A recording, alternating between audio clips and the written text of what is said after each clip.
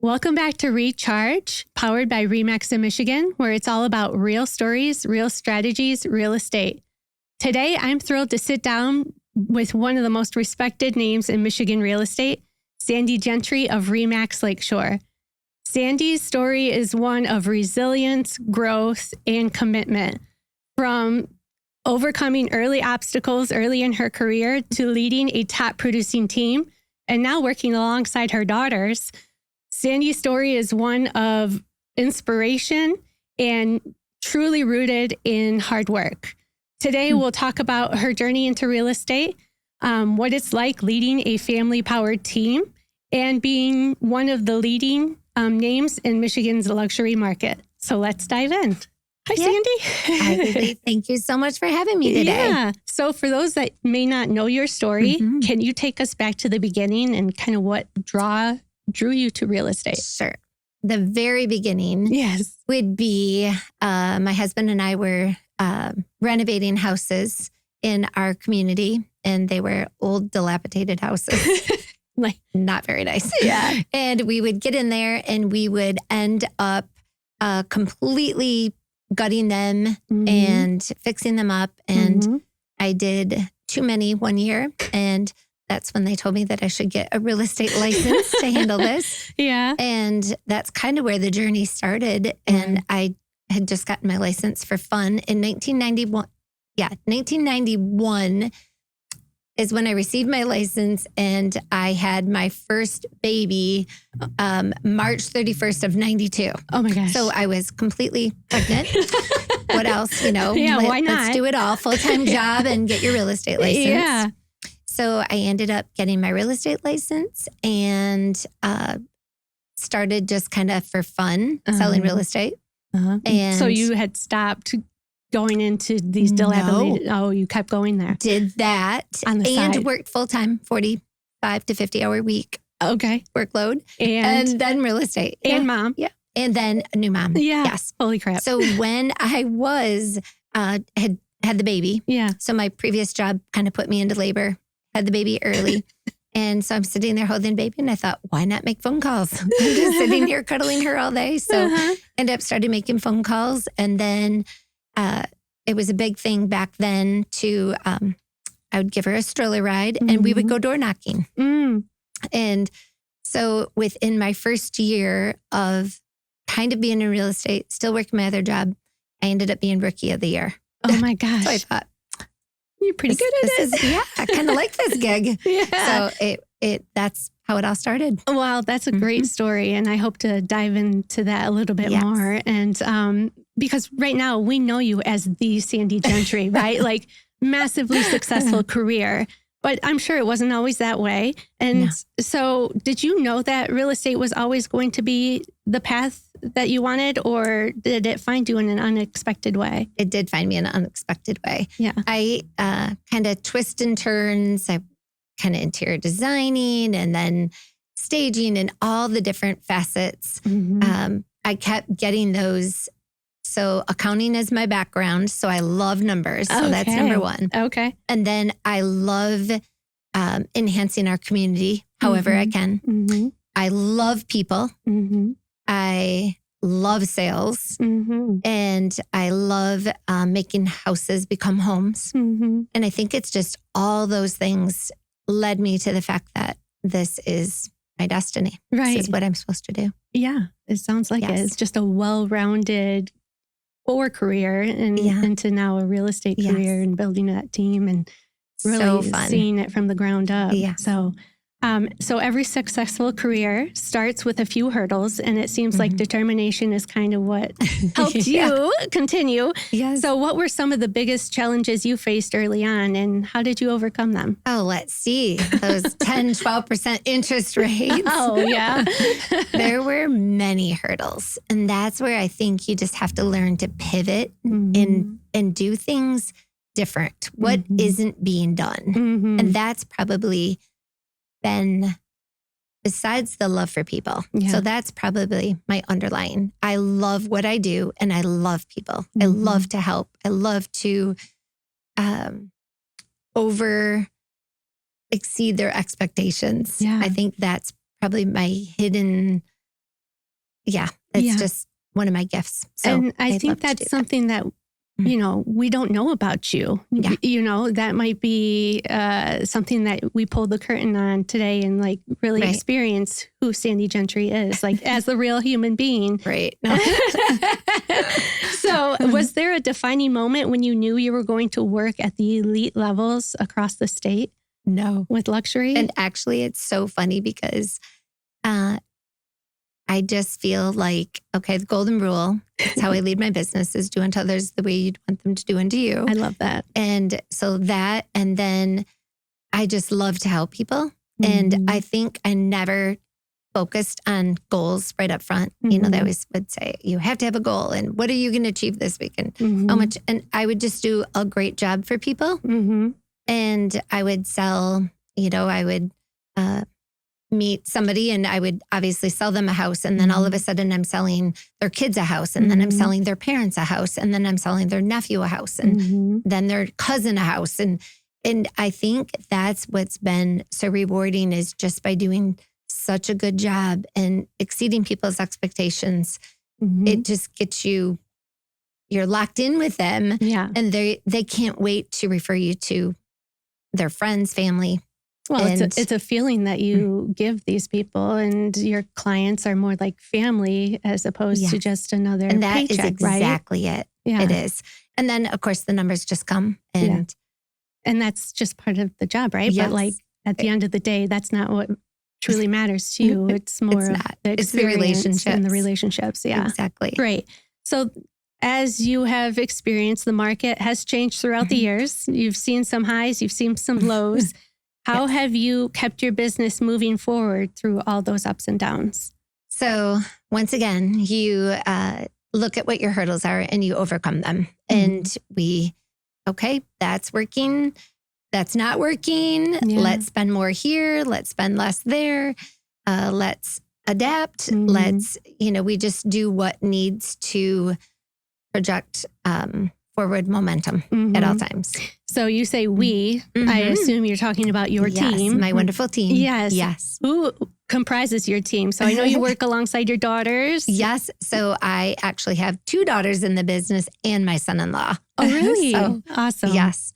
So Mackenzie, my oldest that I was talking about. So obviously she was bred into real estate. She probably had to hear me on the phone, in the womb, out of the womb. In those stroller rides, door to door. Yeah. So she was instrumental in just kind of creating our social media. And she was my admin for quite a long time before she ended up getting her license. So she was kind of the foundation of helping me, as well as I had great agents alongside me. I think I realized I couldn't handle it myself. So hired an assistant, and then from there, an agent and another agent. And so right now we have 5 agents. Awesome. And then my Sarah, who is my wonderful admin, she knows me inside and out, which works out great. And then we have a social media person. So that kind of comprises our team right now. That's awesome. So what are the values and principles that guide your culture within your team? So once again, that is always changing. As you get different personalities and different people coming together, I think that's where you learn to shift and, but continually try to have the best culture that you can. And I think they know that my goal is to make our clients so happy and just give them the best real estate experience. Yeah. I think if we all do that, they know that I am a happy person at that point. So that's just, I definitely strive for that in every transaction, every family that we help. And I love what you said earlier about the golden rule kind of being your guiding principle. I think that says a lot about who you are and what you believe in and how you provide service as opposed to a business transaction. So I love that. If we can talk a little bit about your family and how that intertwines with your business. Your daughters followed in your footsteps and joined you in real estate. Yes. What has it been like to see them grow into this career alongside of you? I love it. I see where, Mackenzie, my oldest, she is phenomenal in real estate, but she is equally talented, and Ashley will agree, in her social media. And actually, she is the one that started a podcast for our team. I love that's that. kind of nice. Yeah. And then Madison, she's the youngest. She has so much determination. She is dual licensed in Florida and in Michigan, and does an incredible job with just exceeding clients' expectations as well. Yeah. And then my son-in-law, Tyler, has been great. He so fun to work with, and he does a great job. He brings in, he's our, I don't know if you do the disc. Yeah. Yes. Oh yeah. Disc so profiles. how we all are you know how we work with each other, and how we, and from how I was a DI and now I've changed to an IS. It's funny how that changes over time. But he's my D. So he just is like, all right, let's get this done. Let's get this handled. And so I love all of the different personalities that we get to work with. And that's how we complement each other. Yeah. You have to have a little bit of that. A balance. Yes. Yeah. And I'm sure that contributes to your culture and your family atmosphere, and just welcoming different people into your life. So how do you balance being both a mom and a team leader, though? I'm sure there's some instances that those family talks and those holidays are a little, did you see that new listing? And I think all the spouses are like, oh my goodness, here we go again. Yeah. Or did you write on that one? I'm writing on that one. Or did you walk through? And so it is interesting conversation, but also so great to see where they started and now how they've evolved. And from the questions that they used to ask me to what I'm asking them now has just been amazing. I love seeing them grow. Oh my goodness. Professionally, spiritually, emotionally, how much they've changed. And it's been great just to see the growth, obviously always in your kids. Yeah. Well, and then the fact that they brought me grandkids, that is even better yet. Yeah. Well, that's wonderful. Yes. So you said that you've kind of learned a few things having them by your side. What are those things that come to mind that you want to share? Goodness. That's a hard one, because I think you're learning every day. Yeah. Every deal is a lesson. Learning what drives them, what motivates them, what upsets them. And I think that's a big part of the culture part of it, is just kind of learning people. Yeah. I think you're always learning people to know, to learn them better and to help listen. them grow. Exactly. Right. Yeah. I get that. So for other agents considering bringing on a family member into their sphere, into their team, what advice would you give them? I highly recommend it. Yeah. I know we have a coach, and he's like, I don't know how you're making that work with family members. And they worked for me at one time and they aren't anymore. But they might surprise you if you just I think that's what I've learned, is to kind of step back. And then you can see them grow sometimes. Otherwise, if it's always my opinions and we need to do this and we need to do that. And I kind of hold back a little bit just to kind of listen to what they have to say. And granted, it might be right. It might not be. Just like when I was early on, I did a lot of things that, that does not work. Right. Or this does work. But you can't be afraid to try different things and to definitely just, I think, continually doing different things to find out what works and what doesn't work. Yeah. And that helps them find their own true success in their own way, as opposed to just, you have a wildly successful career. You've built that yourself. It would be easy to think that you're just feeding your team these leads. Right. But I don't think that's true. I think you allow them to find their path. Teaching them to fish. Yes, exactly. And that's important for people to know, is like, you do the hard work still. Right. You go to every listing appointment. You go to these marketing Lead by meetings. example. You lead by example. And I think that's very important. So, so you've become a leading name in the luxury market. How do you establish yourself in that market when you first started? So first, I still do it all. Yeah. I just got to help first-time buyers. And I love that. I love to teach them and help them. And so that is still a huge passion. Okay. So it's fun to sell the $200,000 houses as well as the $6 million houses. Right. I think getting established in luxury was obviously you have to work your way there. But I think by getting the job done, that's probably how people see me is that, okay, we need to hire a professional. We need to hire Sandi and she's going to get it done for us. And I just had a client tell me that yesterday. And I do. I go the extra mile so my client does not have to worry or even think about what's going on to get their home sold. So always over communication is huge. And I think we all as realtors need to communicate with our clients. I think we've gotten a little lazy with .loop and DocuSign. They make our life much easier, but we're just like, okay, I'm sending it over, please sign. Yeah. And it's like, no, we need to go through it with our clients. Right. We need to, and I think we're in such a busy world.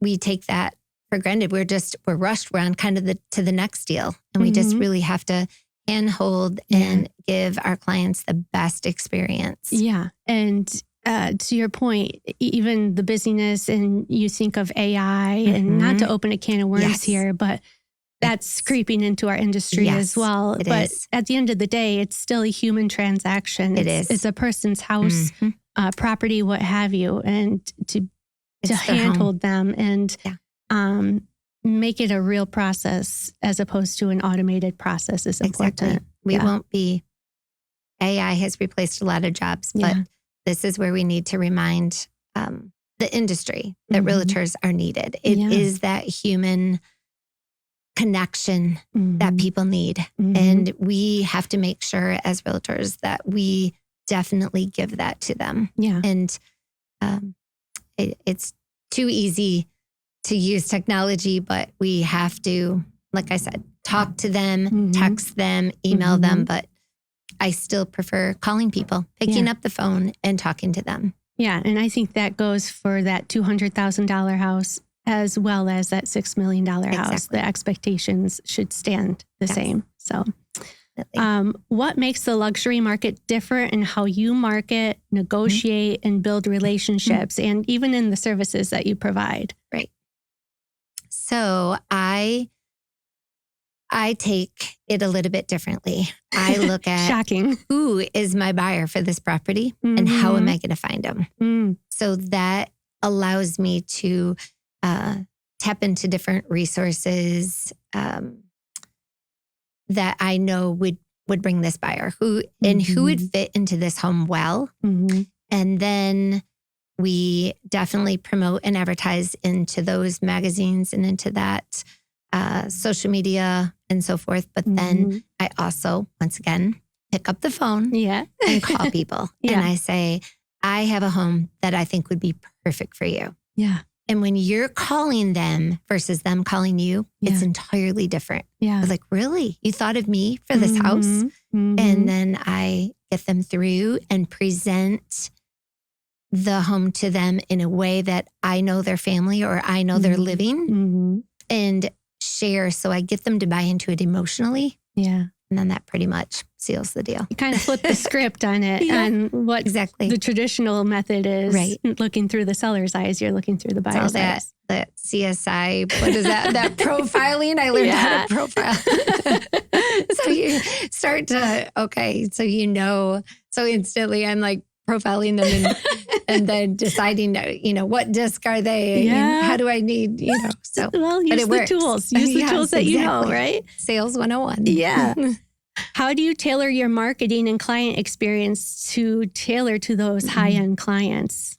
So marketing, once again, Oh my goodness, we have so many tools available. Yeah. And I think that's where it's changing continually. Mm-hmm. Even now, understanding who's on Facebook, who's on Instagram, who's on TikTok. And so you have to know who you're going to sell this house to be able to make your marketing fit. Mm-hmm. So obviously more the luxury magazines for a luxury presence and all of those homes, getting them the right, like we just have a high-end house that we listed on Lake Michigan. And so we called Cranes. You know, we need to get it into that publication and to use their resources. We do a lot of video. I think that's probably one of our biggest things, which I still will tell you I'm not good at. I'm like, oh, you want me to talk to? You know, this is terrible. So, and I wing it all. I'm like, I can't do. Mackenzie used to hold me these scripts and I'm like, I can't even read that. I can't even see what you're showing me. So I just kind of wing it. But we noticed how much more engagement that gets versus just doing a typical video walking you through the home. Oh, yeah. So, I go back now and I watch some of them and I'm like, oh my word, why would anybody watch this? No, I don't like it still, but it does work. So do what you got to do. Exactly. Yeah. All right. So are there any key strategies or habits that have helped you consistently serve your luxury clients? So I would say going back to the basics. Yeah. I think once again, we can't be replaced by technology. We still have to have those communications and we need to stay in touch with people. And so people ask if I watch like, what series am I into? And I'm like, what do you mean series? And I'm like, I have no time really for TV. Right. Everything I do is meaningful. I always am trying to, if I'm in the car, I'm talking to somebody. I call somebody that I haven't talked to in years. And I'll just say, find it on my phone and I'll just dial in. Hello, how are you? I haven't talked to you for a while. How is the house? How is the family? What's going on in your life? And so I'm always talking to people, always rekindling those connections. And really, it's that easy. Yeah. It really is.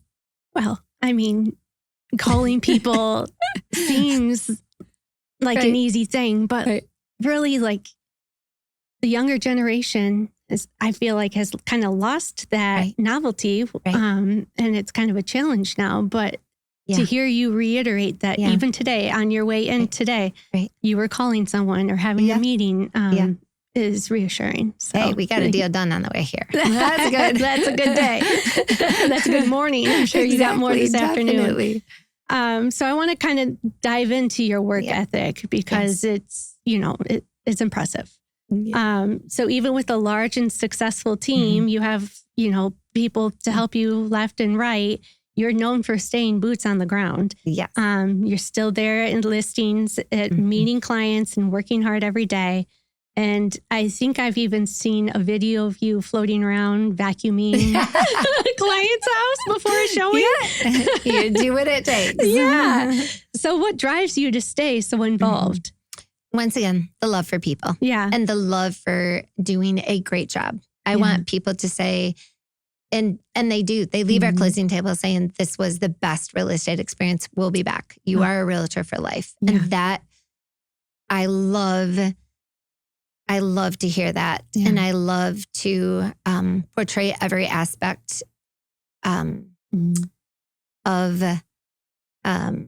from my faith to helping them with kids, to showing them that I really care for them. And I think that all comes out in the job that we do. Yeah. And like on this house, it needed some vacuuming. They needed vacuum tracks. So but my sellers saw that video. I didn't even tell them. Yeah. I didn't even tell them. And I just went and did it. And they were just like, oh my gosh, like we cannot believe like our friends, they moved out of the area and they're like, our friends told us you were vacuuming our house. And it's just, once again, it's exceeding those expectations and doing what you know needs to be done. Yeah.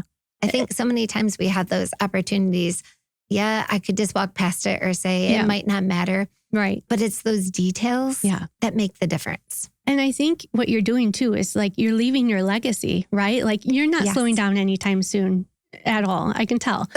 But you have a team and your team is watching you. There's other people, all the real estate professionals that are watching you. And this is Sandi Gentry's legacy that you're leaving. And it's no detail to be unaddressed, right? So how do your clients respond to you when you do these extra things and you go above and beyond and do things that they haven't even thought of? Yes, they so appreciate it. I bet. And I don't do it for that. I do it because I love to serve. I have a serving heart and I want to help. What did they say that? Saying that integrity is doing what you should do when nobody's watching. And it's just, I really, like I said, love for people, love to serve, love to help, love to model out what a Christian life looks like. And so that just, it all comes kind of natural when you love to do what you do. Yeah, that's great. So has staying close to the work helped you maintain those personal relationships with your clients and maintaining the integrity of your brand? Definitely. Yeah, it has. I bet. And I think it's great for my team to experience and see that. Yeah. And my family. I mean, I want them, this is how I want this to continue. Yeah. I want to model this for them. Yeah. And as well as I mentor other agents and I mentor other girls from teaching girls on the run. I still stay in touch with these girls from, oh my goodness, like 20 years ago. Oh my goodness. And just to try to help and lead and guide them in their life. Yeah. So, and to add to your work ethic, I've heard stories that you answer emails in the middle of the night. True or true? Very true. Very true. Just can't stop. I don't send those texts anymore, but it comes on my mind and I'll wake up and I'll go, oh my goodness, did we take care of this or did we handle that? Or, you always definitely, yes. I always return all my phone calls too. Oh, that's great. That is a huge thing. Yeah. If it's 10 o'clock, I will return the phone call. If they called me that day and ended up showing houses, that is one thing on an appointment. I leave my phone in the car. And I want my clients to know that they are that important to me. Yeah. And so I let them know, okay, so remember, I left my phone in the car. So if you're calling when I'm on another appointment and I don't answer, it's because I want to give you all my full undivided attention. Right. That's great. So this profession is not as easy as it looks, right? No. What advice would you give to top producers about staying grounded and connected with their clients as their business grows? So it's that balance. Yeah. It is finding that balance of keeping your home life happy, being all you can be as a wife, being all you can be as a mother, as a Mimi, and then still guiding and leading your team and being all that you need to be for your employees and your agents there. And so it's one that you can feel very spent quickly. Yeah. I'm always striving for that balance. I look forward to Sundays because that is a day that people typically, we might have a couple of showings or a listing appointment, but it's definitely a day that I go to church and I can just reconnect and leave it all there. Any worries, it's amazing how I realize how I worry for my clients or whatever they're going through, you feel you're going through. So ever how many listings you have, you're talking to those people every week and now their family or their any needs that they're going through. They need a job or they're having a baby or whatever. You feel like you're going through it with them. Yeah. So you've taken on more than what you already have. And I think it's just been learning to do my best and give my best. And I'm not perfect by any means. Yeah. So I